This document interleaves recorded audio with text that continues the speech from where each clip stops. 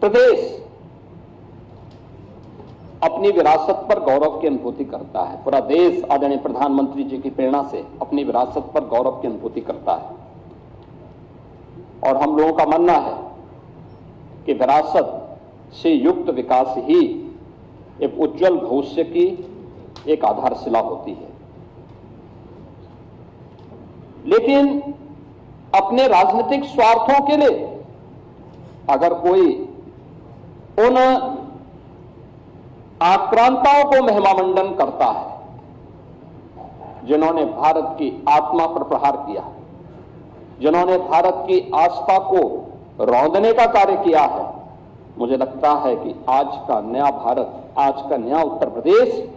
ये नए भारत का नया उत्तर प्रदेश इसको स्वीकार करने को तैयार नहीं है, कतई तैयार नहीं है। आप देखें किस प्रकार से, यानी आक्रांताओं को महिमामंडन करना, देशद्रोही तत्वों के समर्थन में बयानबाजी करना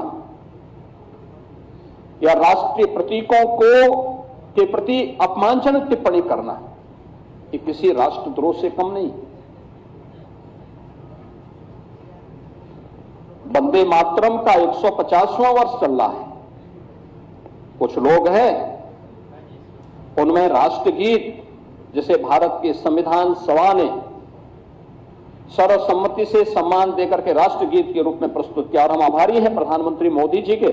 जिन्होंने राष्ट्रगीत को अनिवार्य रूप से देश के अंदर लागू करने के लिए एक नोटिफिकेशन जारी करवाया कि राष्ट्रगीत भारत के आन मान शान का प्रतीक है और भारतवासी को अपने पुरातन वैभव पर गौरव की अनुभूति करनी चाहिए और इन सभी प्रतीकों के साथ साथ राष्ट्र नायकों का सम्मान हम सब भारतीयों का दायित्व बनता है। अगर हम आक्रांताओं का महिमामंडन कर रहे हैं और राष्ट्र के प्रतीकों का, भारत के तिरंगे का, भारत के राष्ट्रगान का, भारत के राष्ट्रगीत का, भारत के महापुरुषों का अपमान कर रहे हैं,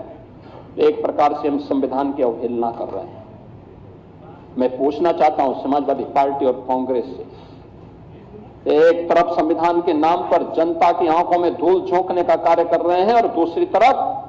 वंदे मातरम जैसे राष्ट्रगीत का इनके द्वारा विरोध करवाया जा रहा है। इनके सदस्य धड़ल्ले से बोल रहे हैं कि हम वंदे मातरम के लिए खड़े नहीं होंगे, हम नहीं गाएंगे। क्या मतलब है इसका? यानी हिंदुस्तान में रहोगे और भारत के राष्ट्रगान और राष्ट्रगीत को गाने में आपको दिक्कत होती है, ये चीजें नहीं चल सकती हैं। ये भारत के संविधान निर्माताओं का अपमान है, ये बाबा साहब भीमराव अंबेडकर का अपमान है, क्योंकि उसी संविधान सभा ने, याद रखना, 24 जनवरी 1950 को वंदे मातरम को भारत के राष्ट्रगीत के रूप में मान्यता दी थी और हर भारतीय का दायित्व बनता है हम भारत के इन प्रतीकों को पूरी तरह सम्मान दें।